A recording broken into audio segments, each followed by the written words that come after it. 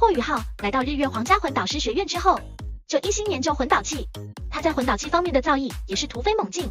显然，日月皇家魂导师学院对魂导器的研究要比史莱克学院高了很多个档次。就连史莱克魂导系的优秀教师樊宇也获益匪浅。不过，霍雨浩在日月皇家魂导师学院学习的过程却是很艰辛的，遭遇了很多生死危机，比如被皇室纠察队抓走，景阳山脉遭到狼群袭击，在明德堂内更是遇到了本体宗突袭。虽然这些都给霍雨浩带来了很大的威胁，但是终究都是对霍雨浩有益的。尤其是本体宗和明德堂的矛盾，让霍雨浩直接收获了70万年魂兽雪地。霍雨浩在日月皇家魂导师学院可谓趾高气昂，毕竟靖红尘对他不错。靖红尘心底里肯定不怎么喜欢霍雨浩，甚至想要除掉他。但是他的宝贝孙子、孙女都还在史莱克学院，这也迫使靖红尘在霍雨浩的面前也不得不收敛，还经常假笑，真是让人忍俊不禁。那么，日月皇家魂导师学院就真的没有能克制霍雨浩的人了吗？答案是否定的。有2个人是连霍雨浩都很忌惮的存在。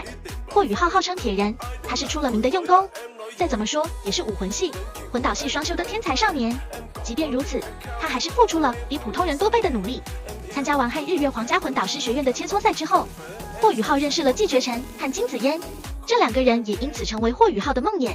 他们不停地找霍雨浩切磋，尤其是季绝尘，像魔怔了一样不断找霍雨浩，每次都败给霍雨浩，奈何他还是乐此不疲，这可把霍雨浩给吓坏了。每次看着季绝尘和金子嫣，他的脸色都会变得很难看。更让人无语的是，他们2个还一直追到了唐门。季绝尘将霍雨浩视为一辈子的奋斗目标，不得不说，这个目标真的太难实现了。不过也正是因为如此，季绝尘也修炼到了封号斗罗级别。其实大家有了解过雪帝什么时候救过冰帝吗？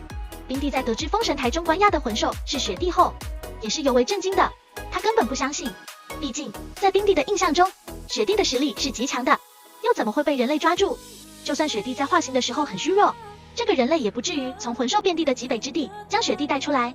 极北之地一般魂师都不敢进去，这里面凶兽横行，进去就死翘翘了。当年霍雨浩前往极北之地，也都是借助了天梦冰蚕的力量，不然根本不可能活着见到冰帝。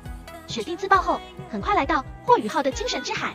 冰帝也提到了一点，他说雪帝救过自己的性命。那么问题就来了，雪帝是什么时候救了冰帝？我们都知道10万年魂兽的大限是很恐怖的，一般的魂兽达到10万年级别就要选择化形成人了。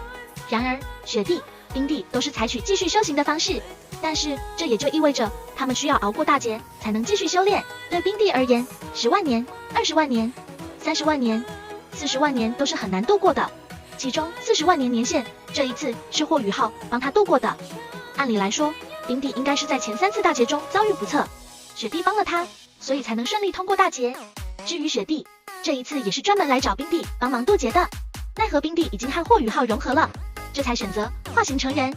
毕竟雪帝也知道自己无法突破70万年瓶颈了，可是雪帝也没有想到化形的时候竟然被人捉了，真是太悲催了。至于这个捉雪帝的人是谁，原著也没有讲，不知道动画会不会给出解释。本期内容就到这，记得订阅频道，这样就不会错过我们的更新内容。感谢收看，我们下期再会。